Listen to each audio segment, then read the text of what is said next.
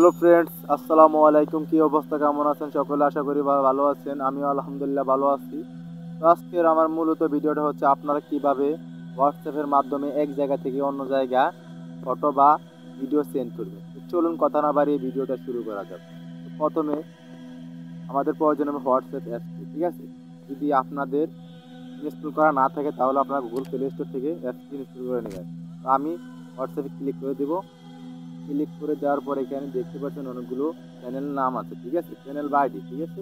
তো আমি এখান থেকে সিম্পলি এখানে যে দেখতে পাচ্ছেন লিটন অ্যান্ড লিটনে, আমি এই লিটনে ক্লিক করব।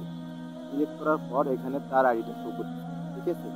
নিচে দেখতে পাচ্ছেন কপি লিঙ্কের মতন একটা অপশন আছে, আমি কপি লিঙ্কের অপশনে ক্লিক করে দেবো। এরপর দেখতে পাচ্ছেন এখানে অনেকগুলো ওয়েবসাইট চলে আসছে, ঠিক আছে, অনেকগুলো সিস্টেম আছে।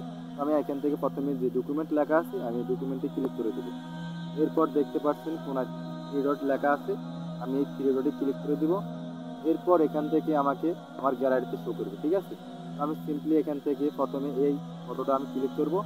ক্লিক করার পর এখান থেকে নিচে দেখতে পাচ্ছেন সেন্ড অপশন আছে, সেন্ড অপশনে দিয়ে সেন্ডে দিয়ে দেবেন।